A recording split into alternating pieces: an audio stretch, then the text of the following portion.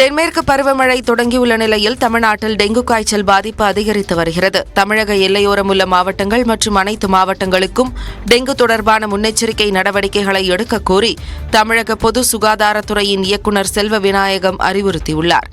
உள்ளாட்சி அமைப்புகளுடன் சேர்ந்து கொசு ஒழிப்பு நடவடிக்கைகளில் ஈடுபடவும், காய்ச்சல் பாதிப்பு அதிகரிக்கும் இடங்களை கண்காணிக்கவும் உத்தரவிட்டுள்ளார்.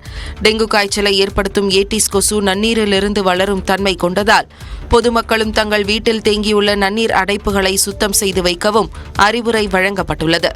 இந்த நிலையில் அண்டை மாநிலமான கர்நாடகாவில் நேற்று ஒரே நாளில் டெங்குவால் பாதிக்கப்பட்டவர்களின் எண்ணிக்கை 400ஐ தாண்டியுள்ளது. மேலும் உயிரிழந்தவர்களின் எண்ணிக்கை 7ஆக அதிகரித்துள்ளது.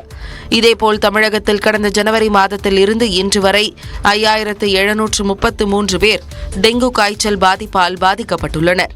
கடந்த ஜூனில் 292 பேர் பாதிக்கப்பட்ட நிலையில் இம்மாதம் 955 பேர் டெங்குவால் பாதிக்கப்பட்டுள்ளனர். தமிழகத்தில் நேற்று மட்டும் 37 பேருக்கு டெங்கு காய்ச்சல் உறுதி செய்யப்பட்டுள்ளது.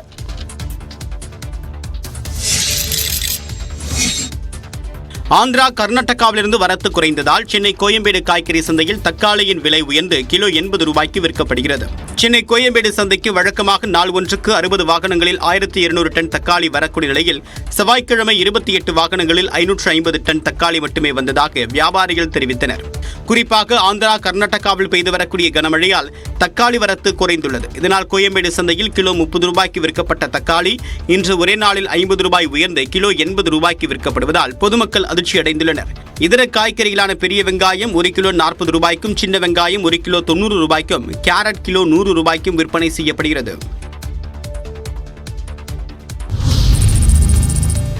பாரிஸில் நடைபெறவுள்ள ஒலிம்பிக் போட்டியில் ஆண்கள் பேட்மிண்டன் இரட்டையர் பிரிவில் இந்திய அணி எளிதான பிரிவில் இடம்பெற்றுள்ளது.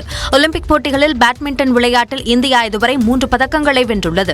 லண்டன் போட்டியில் சாய்னா நேவால் வெள்ளியும், ரியோ டி ஜெனிரோவில் PV சிந்து வெள்ளியும், டோக்கியோவில் PV சிந்து வெண்கலப் பதக்கமும் வென்றுள்ளனர். பாரிஸில் நடைபெறவிருக்கும் ஆடவர் இரட்டையர் பிரிவில் இந்தியாவின் சார்பில் சாத்விக் சிராக் இணை பங்கேற்கிறது. 17 அணிகள் பங்கேற்கும் நிலையில் 4 பிரிவுகளாக போட்டிகள் நடத்தப்படுகின்றன. இதில் முன்னாள் நம்பர் 1 இணையான இந்தியாவின் சாத்விக் சிராக் இணை எளிதான சி பிரிவில் இடம் பிடித்துள்ளது.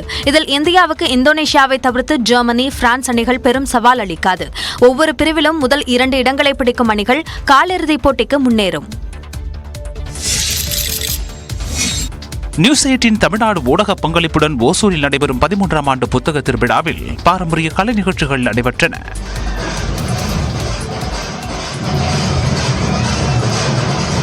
நடனம், நாட்டியம், சிலம்பம், கோலாட்டம் உள்ளிட்ட பாரம்பரிய கலைகளை எதிர்கால தலைமுறைக்கு கொண்டு சேர்க்கும் விதமாக இந்த நிகழ்ச்சி நடைபெற்றது. இதில் பள்ளி முதல் கல்லூரி மாணவர்கள் வரை ஏராளமானோர் பங்கேற்று தங்கள் திறமையை வெளிப்படுத்தினர்.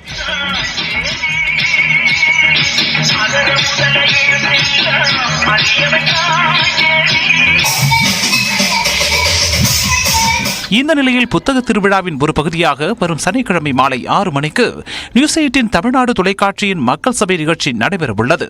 சமூக ஊடகங்களால் சிந்தனை போக்கு செதுக்கப்படுகிறதா, சிதைக்கப்படுகிறதா என்ற தலைப்பில் விவாதம் நடைபெறவுள்ளது. தமிழ்நாட்டின் உள்துறை செயலாளராக இருந்த அமுதா வருவாய்த்துறைக்கு பணியிட மாற்றம் செய்யப்பட்டுள்ளார். தமிழ்நாடு முழுவதும் பல்வேறு முக்கிய துறைகளின் உயரதிகாரிகளை பணியிட மாற்றம் செய்து தலைமைச் செயலாளர் சிவதாஸ் மீனா உத்தரவிட்டுள்ளார். அதன்படி உள்துறை செயலாளராக இருந்த அமுதா வருவாய்த்துறைக்கு பணியிட மாற்றம் செய்யப்பட்டுள்ளார். அவருக்கு பதிலாக தகவல் தொழில்நுட்பத்துறை கூடுதல் தலைமைச் செயலாளராக இருந்த தீரஜ்குமார் உள்துறை செயலாளராக நியமிக்கப்பட்டுள்ளார். இதேபோன்று சென்னை மாநகராட்சி ஆணையராக இருந்த ராதாகிருஷ்ணன் கூட்டுறவு, உணவு, நுகர்வோர் மற்றும் பாதுகாப்புத்துறைக்கு மாற்றம் செய்யப்பட்டுள்ளார். அவருக்கு பதிலாக சென்னை மாநகராட்சி ஆணையராக குமரகுருபரனை நியமித்து தலைமைச் செயலாளர் சிவதாஸ் மீனா உத்தரவிட்டுள்ளார். சிட்கோ நிறுவன இயக்குநராக உள்ள மதுமதி பள்ளிக்கல்வித்துறை செயலாளராக நியமிக்கப்பட்டுள்ளார். சிறப்பு திட்டத்துறையின் முதன்மைச் செயலாளராக ஹர்சஹாய் மீனாவை நியமித்து தலைமைச் செயலாளர் உத்தரவிட்டுள்ளார். இதேபோன்று தொழிலாளர் நலன் மற்றும் திறன் மேம்பாட்டுத்துறை செயலாளராக வீரராகவராவ் நியமிக்கப்பட்டுள்ளார். தீரஜ்குமார் கவனித்து வந்த தகவல் தொழில்நுட்பத்துறையின் கூடுதல் தலைமைச் செயலாளராக குமார் ஜெயந்தை தமிழ்நாடு அரசு நியமித்துள்ளது. வருவாய்த்துறை செயலாளராக இருந்த ராஜாராமன் தமிழ் வளர்ச்சித்துறை செயலாளராக பணியிட மாற்றம் செய்யப்பட்டுள்ளார். பிற்படுத்தப்பட்டோர், மிகவும் பிற்படுத்தப்பட்டோர் மற்றும் சிறுபான்மையினர் நலத்துறையின் கூடுதல் செயலாளராக சுரேஷ்குமார் நியமிக்கப்பட்டுள்ளார். நிதித்துறை துணைச் செயலாளராக ரிஷபையும், பொதுத்துறை துணைச் செயலாளராக விஷ்ணு சந்திரனையும் நியமித்து தமிழ்நாடு அரசு உத்தரவிட்டுள்ளது. ராணிப்பேட்டை மாவட்ட ஆட்சியராக இருந்த வளர்மதி சமூக நலன் மற்றும் மகளிர் மேம்பாட்டுத்துறையின் இணைச் செயலாளராக நியமிக்கப்பட்டுள்ளார்.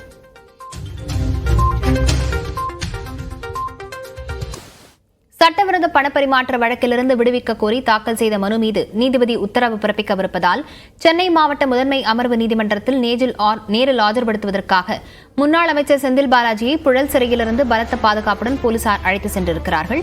இதுகுறித்த விவரங்களுடன் செய்தியாளர் கன்னியப்பன் இணைந்திருக்கிறார். கன்னியப்பன், இன்றைய விசாரணை எந்த நிலையில் இருக்கும் என எதிர்பார்க்கப்படுகிறது? நீதிபதிகள் எந்த உத்தரவை பிறப்பிப்பார்கள் என சொல்லப்படுகிறது? லாவண்யா, சட்டவிரோத பண பரிமாற்ற வழக்குல இருந்து தன்னை விடுவிக்க கோரி தாக்கல் செய்த மனுவில் இது நீதிபதி இன்று உத்தரவு பிறப்பிக்க உள்ளதால் இன்னும் சற்று நேரத்தில் சென்னை மாவட்ட முதன்மை அமர்வு நீதிமன்றத்தில் முன்னாள் அமைச்சர் செந்தில் பாலாஜி ஆஜர்படுத்துவதற்காக புழல் சிறையிலிருந்து அழைத்து செல்லப்பட்டிருக்கிறார். குறிப்பாக கடந்த வருடம் ஜூன் மாதம் அவர் கைது செய்யப்பட்டு சிறையில் அடைக்கப்பட்ட நிலையில் கடந்த 3 மாதங்களாகவே வீடியோ கான்பரன்சிங் மூலம் அவர் வழக்குகளை ஆஜராகி வந்தார். 3 மாதங்களுக்கு பிறகு 46வது முறையாக இன்று விசாரணைக்கு நேரில் ஆஜராகிறார். இது தற்பொழுது புழல் சிறை வளாகத்திலிருந்து சென்னை பெருநகர காவல்துறையினர் அவரை வாகனத்தில் அழைத்து சென்றிருக்கிறார்கள். இன்னும் சற்று நேரத்தில் முன்னாள் அமைச்சர் செந்தில் பாலாஜி முன்னாள் அமர்வு சென்னை உயர்நீதிமன்ற அமர்வு நீதிமன்றத்தில் ஆஜர்படுத்தியிருக்கிறார். லாவண்யா, விவரங்களுக்கு நன்றி கன்னியப்பன்.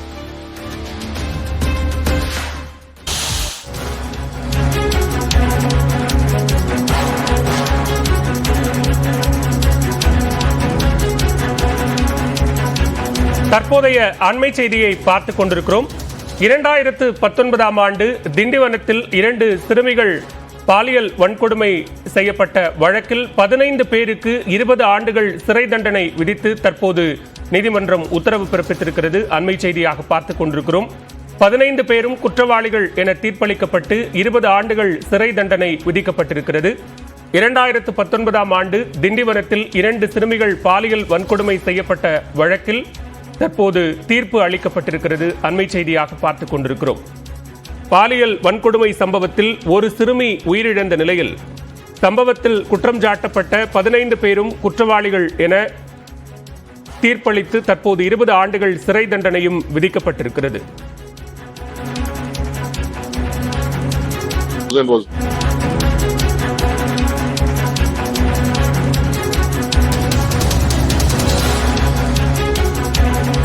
தற்போதைய அண்மை செய்தியை பார்த்துக் கொண்டிருக்கிறோம். மேகதாதுவில் அணை கட்டுவதற்கு தமிழ்நாடு அரசு அனுமதிக்க வேண்டும் என்று கர்நாடக துணை முதலமைச்சரும் நீர்வளத்துறை அமைச்சருமான டி.கே. சிவக்குமார் கோரிக்கை விடுத்திருக்கிறார். அண்மை செய்தியாக பார்த்துக் கொண்டிருக்கிறோம்.